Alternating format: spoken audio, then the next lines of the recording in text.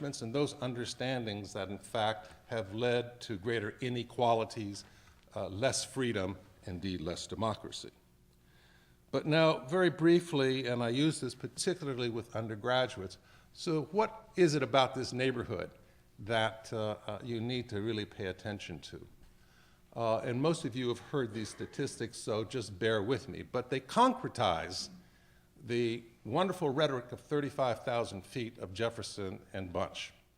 But what can we say about this neighborhood? Let us pretend that there are 100 people in the neighborhood.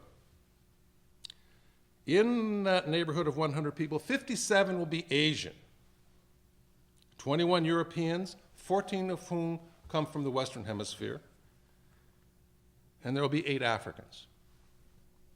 52 would be women, 70 would be, quote, non-white, 70 would be non-Christian, 6 people would control almost 60% of the wealth of that neighborhood, and all of them would be from the United States. 89 would live in substandard housing, 70 would be unable to read, 50 would suffer from malnutrition, 1 would be near death and 1 would be near birth, 1 would have a college education, and 1 would own a computer. Now, if you live in that village of 100 people with those characteristics, here are some things that you might consider. If you woke up this morning with more health than illness, you are more blessed than the million who will not survive this week. If you have never experienced the danger of battle, the loneliness of imprisonment, the agony of torture, or the pangs of starvation, you are ahead of 500 million people in this world. If you can attend a church meeting without fear of harassment, arrest, torture, or death, you are more blessed than 3 billion people in the world. If you have food in the refrigerator, clothes on your back, a roof overhead, and a place to sleep, you are richer than 70% of the people in the world. If you have money in the bank, in your purse, and a spare change dish on your dresser, you are among the top 8% of the world's wealthy.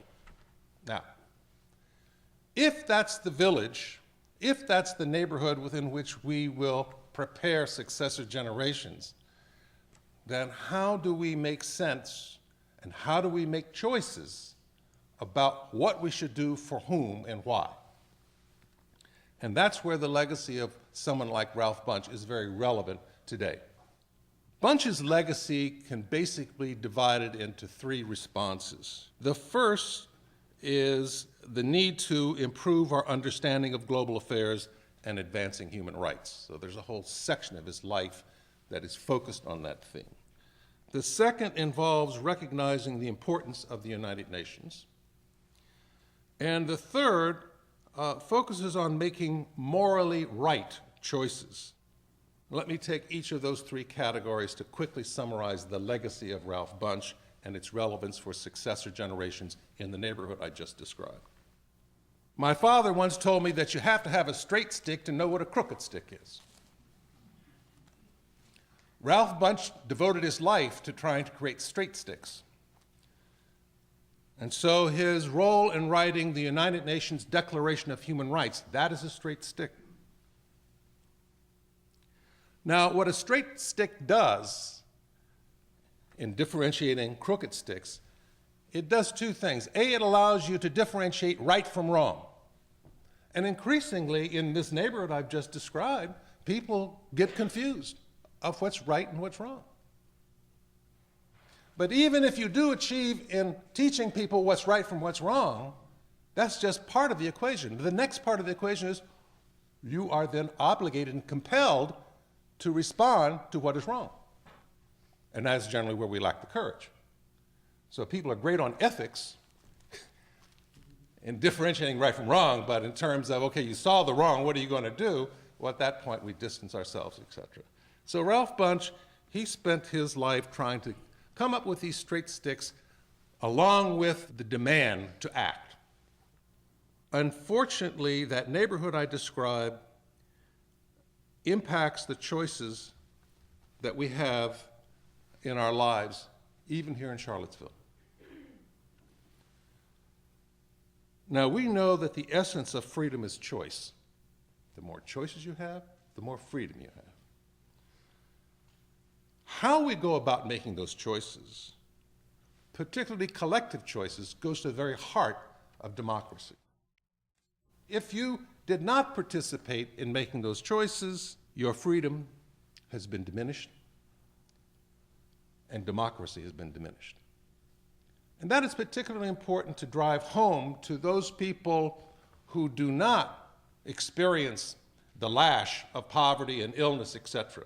Those who are blessed to live in Guilford County, North Carolina, or in Alexandria, Virginia, and where you're buffered by some of these forces. But the point being is that we all, in fact, suffer the consequences when we fail to participate in making those choices and understanding the consequences.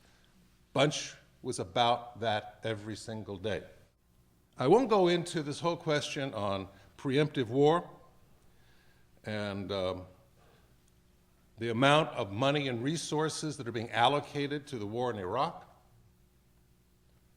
The fact that those choices that were made are going to have an impact for generations,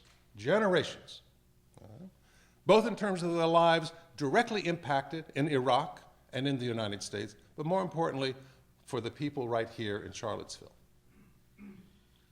That when you take a look at the amount of time, energy, and money that will be devoted, it means you will not have that time, money, and other resources to devote to other issues having to do with health, having to do with education, having to do with dying with dignity, having to do with allowing a 2-month-old child to have an opportunity. So there's a great deal at stake, Bunche would argue, in an environment where people may easily think that preemptive war, preventive war, is the way to respond to the characteristics of that village I described earlier. If you read Ralph Bunche's address to the Nobel Peace Prize Committee when he received the Nobel Peace Prize, the penultimate paragraph of his speech describes the folly of preemptive war. There is no evidence that preemptive war has ever led to justice, to the so-called objectives. And tragically, we are seeing today, again, why that does not work. We are now beginning to see, what Ralph Bunche would say, is that as you extricate yourself from this mess, you will be dependent on some kind of collective vehicle, call it the United Nations or something else, with all of its flaws. That living in this village of 100 people will now call for some collective effort to find the conditions of peace and stability, democracy and freedom. Our successor generations must be prepared, in fact, to do that. Unfortunately, in this village I described, there's another form of illness. And these are the viruses called the isms. Racism, sexism, classism, those ideologies that divide human beings, those practices and beliefs that destroy the unity of humankind.